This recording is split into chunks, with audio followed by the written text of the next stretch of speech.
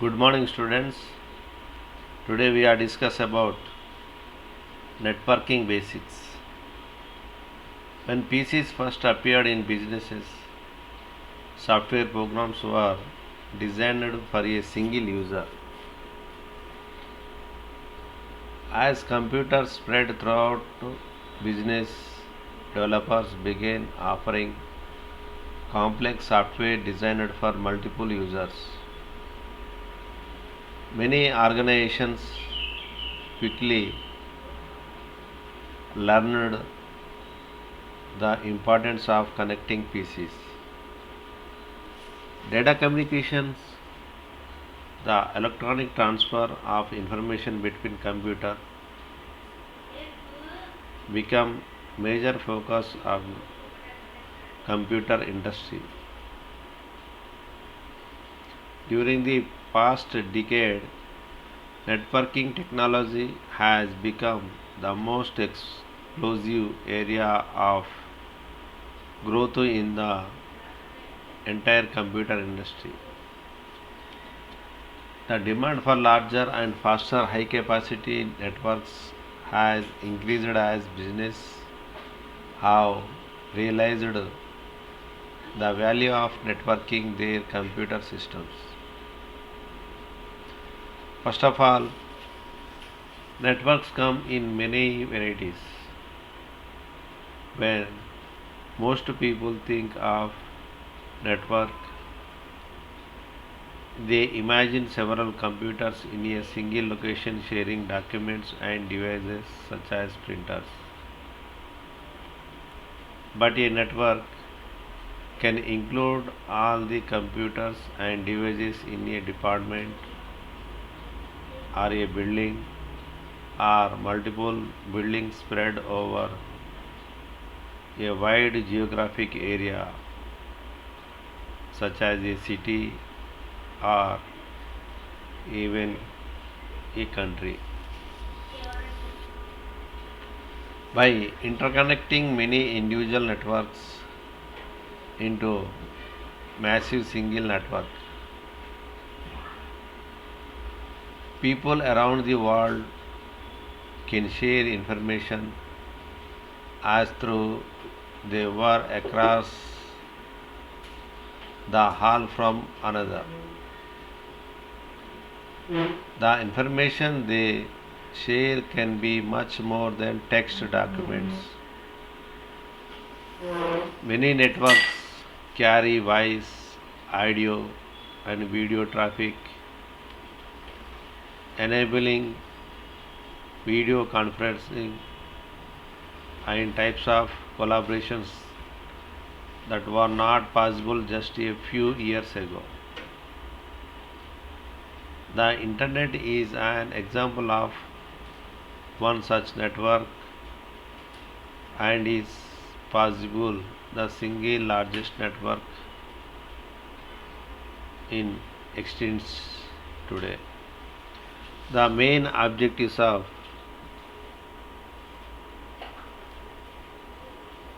networking basics.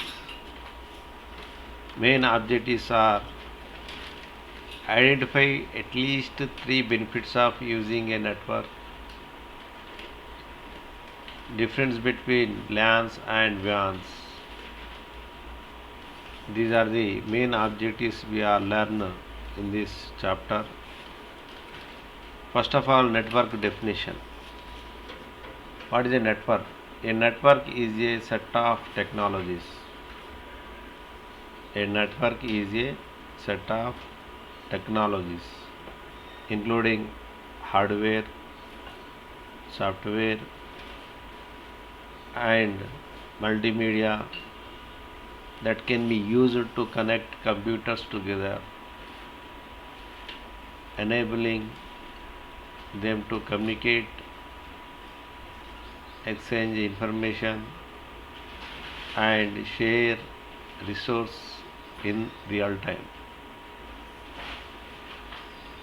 This is the definition of network.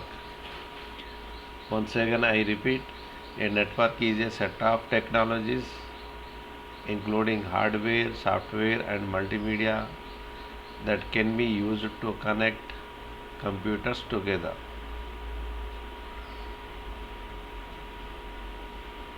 Communicate, exchange information, and share resource in real time is called network. You should think of a network as a group of technologies. Nearly all networks require hardware, software, and media such as wires to connect computer systems together. Networks allow many users to access shared data and programs almost instantly. When data and programs are stored on a network and are shared, individual users can substantially reduce the need of programs on their own computers. Networks open up new ways to communicate, such as email and instant messaging, by allowing users to share expensive hardware resources such as printers. Networks reduce the cost of running an organization.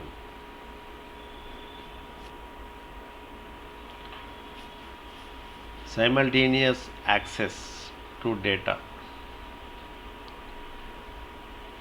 There are moments in a business when several workers may need to use same data at the same time. A good example is a company's quarterly sales report, which needs to be viewed and updated by several managers. Without a network that allows workers to share files, workers must keep separate copies of data stored on different disks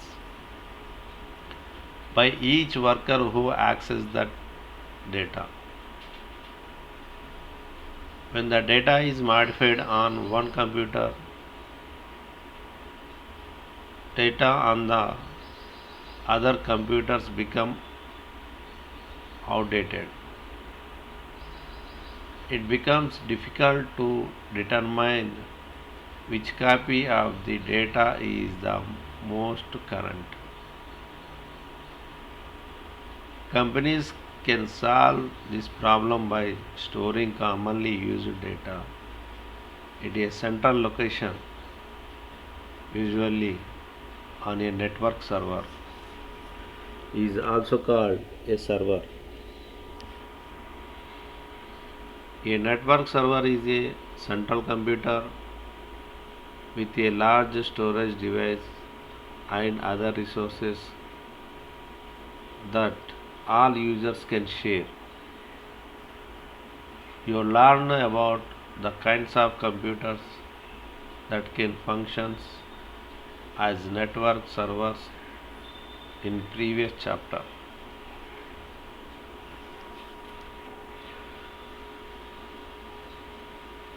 Now we discuss what is a server.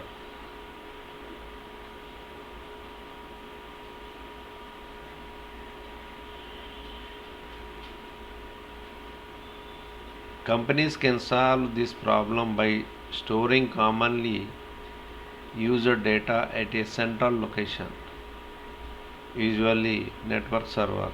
A network server is a central computer with a large storage device and other resources that all users can share. That is called server. If the server stores data files for users to access, it is commonly called a file server. If the server stores data files for users to access, it is commonly used a file server. The business can store a single copy of data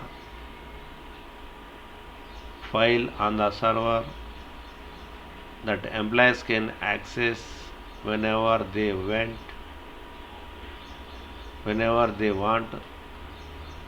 Then, if one user makes a change to the file, other users will see the change when they use the file, and no one needs to figure out who has latest copy of data. Advanced software is needed to allow simultaneous access to the same file.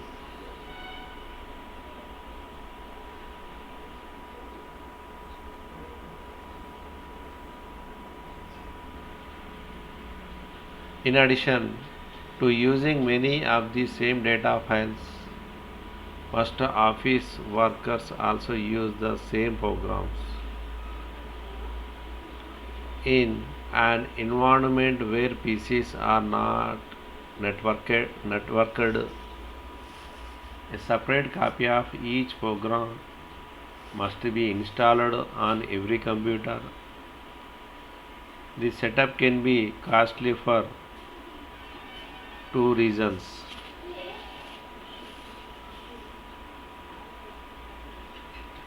First, software can be expensive, especially when you must buy many dozens of or hundreds of copies. Second,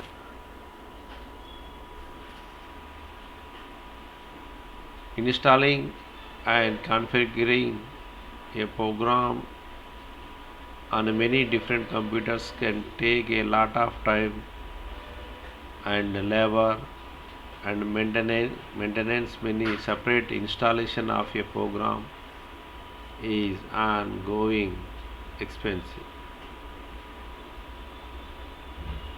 There are two basic solutions to this problem.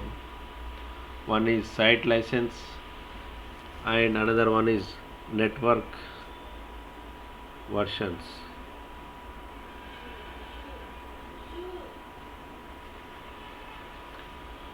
Site license. One solution to this problem is to purchase a site license for an application. Under a site license, a business buys a single copy or few copies of an application and then pays the developers for a license to copy the license onto a specified number of computers. Under a site license, each user has a complete individual copy of the program running on his or her PC. But the business generally pays less money that it would by purchasing a complete copy of the software for each user. Next, network versions. Another solution is to connect users' computers to central network server and enable users to share a network version of a program. In a network version, only one copy of the application is stored on the server, The minimum number of supporting files copied to each user's PC. When workers need to use a program, they simply load it from the server into RAM of their own desktop computers.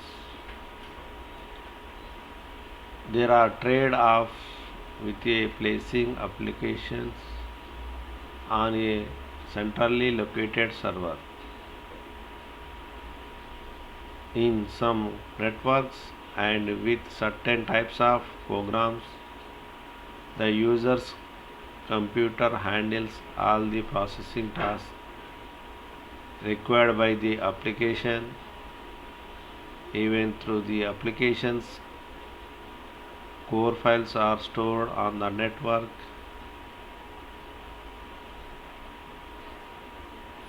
In other cases, the network server also handles some or all of these processing tasks. In these cases, the network server may be called application server because it handles some application processing as well as storage. Shared peripheral devices.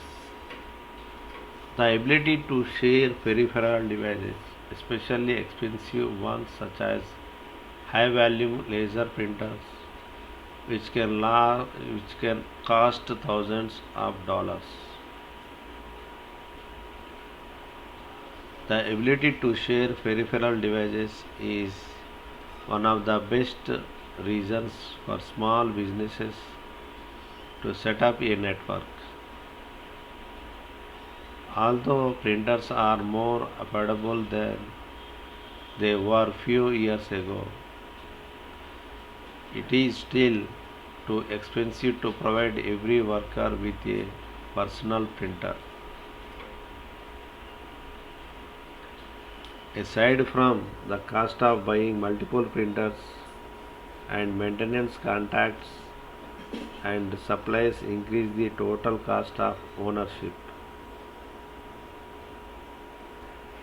Several people can share a printer on a network. Printing becomes less expensive and easier to manage. See in figure. There are two common ways to share a printer. A printer can connect directly to the network or it can be attached to print server, which is a computer that manages one or more printers. Either way, users on desktop PCs will be able to submit documents across a network to printer. Next, we discuss about personal communications. One of the most far-reaching applications of data communications in electronic mail, that is email, a system for exchanging written messages and increasingly voice and video messages through a network. You learned how email travels over the internet.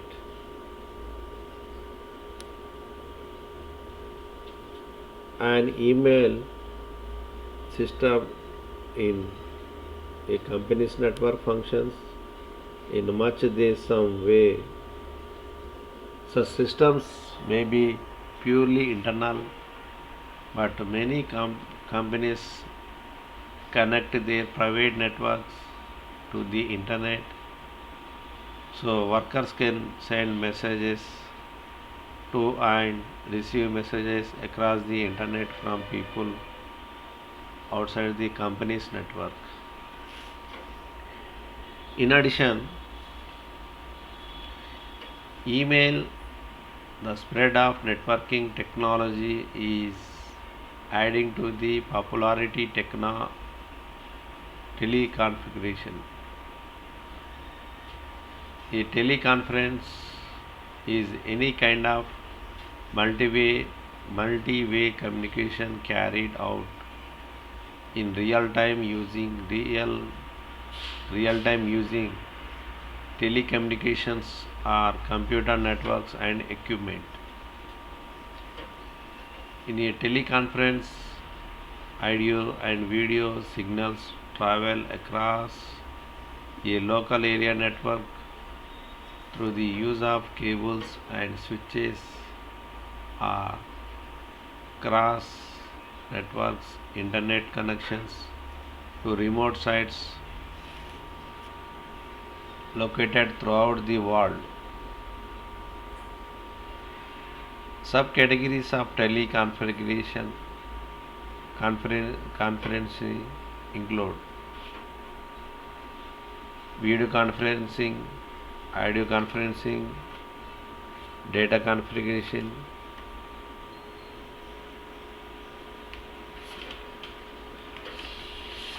First,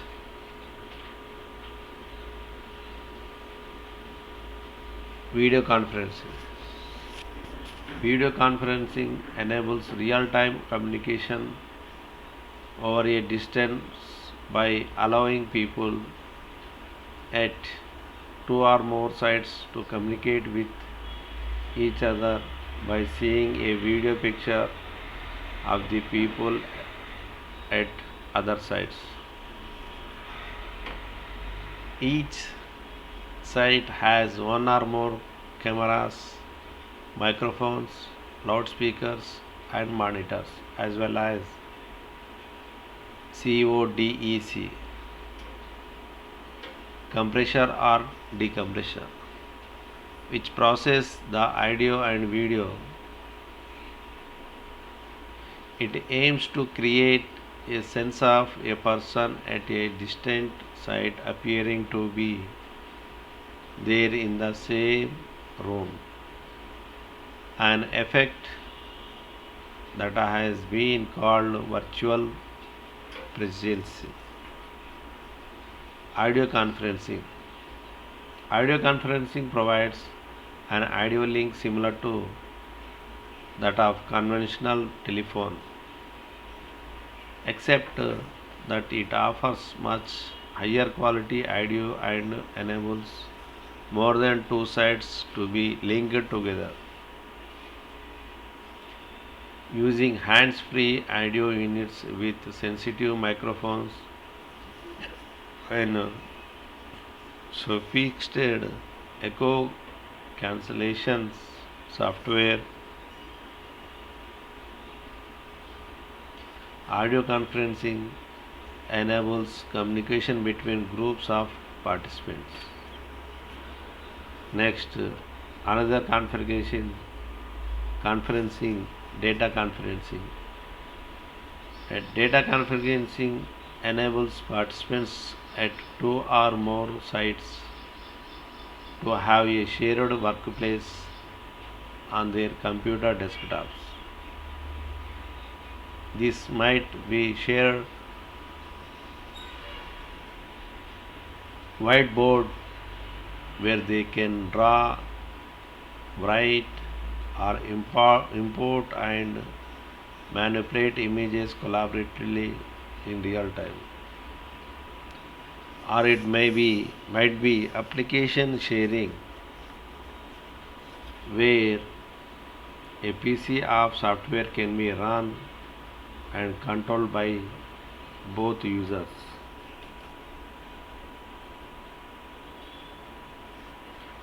Data conferencing is often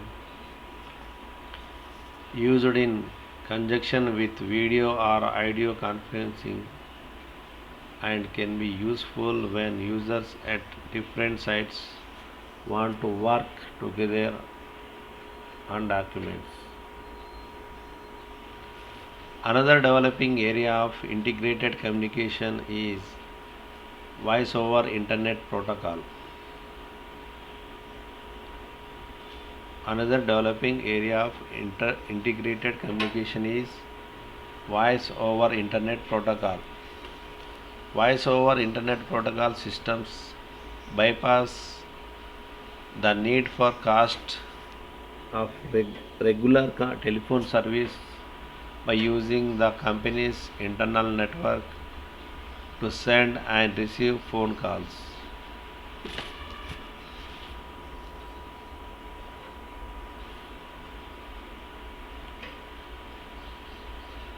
Voice over Internet Protocol transmits the sound of your voice over a computer network using the Internet Protocol rather than sending the signal over traditional phone wires. The PC that sits on user's desk will share the same wire as a voice over Internet Protocol phone. This can work on a private network for inter-office calls or over the internet. The inter-office type of connection is called pure voice over Internet Protocol. The destination computer is identified by its IP address or by name, which the company translates into an IP address. With the other method, voice over Internet Protocol to POTS, plain old telephone service. There exists special purpose servers called plain old telephone service gateways. These servers have one foot in the IP world, that is, they are servers on the internet or intranet, and one foot in the plain old telephone service world, that is, they have POTS line circuitry. POTS gateways allow phone calls to jump the gap between the POTS and the internet.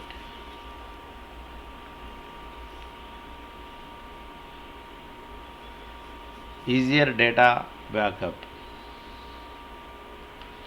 In business, data is extremely valuable, so it is important that employees back up their data. One way to assure that data is backed up is to keep it on a shared storage devices that employees can access through a network. Often, the network managers makes regular backups of data on the shared storage devices.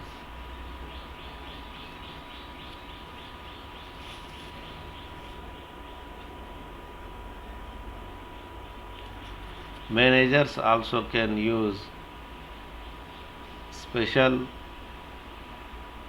software to backup files stored on employees' hard drives from a central location.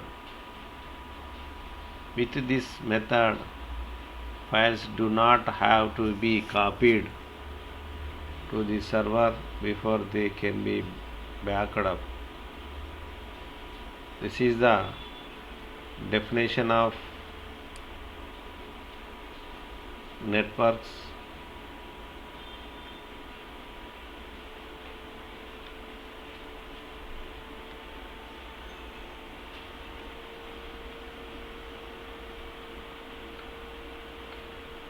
some reasons, the basic solution of these problems, site license, network versions, and shared peripheral devices, personal communications. Personal communication subcategories are video conferencing, teleconferencing, audio conferencing, and data conferencing, etc. Next, we discuss also voice over internet protocol, VoIP, and POTS, plain old telephone service, etc. And also discuss easier data backup, that is, in business data extremely valuable, so it is important that employees back up their data. One way to assure that data is backed up is to keep it on shared storage device that employees can access through a network. Often, the network manager makes regular backups of the data on the shared storage device. Managers also can use special software to back up files stored on employees' hard drives from a central location. With this method, files do not have to be copied to the server before they can be backed up. This is the network basics. Thank you for watching. Next another video will discuss about network types, etc. Thank you for watching.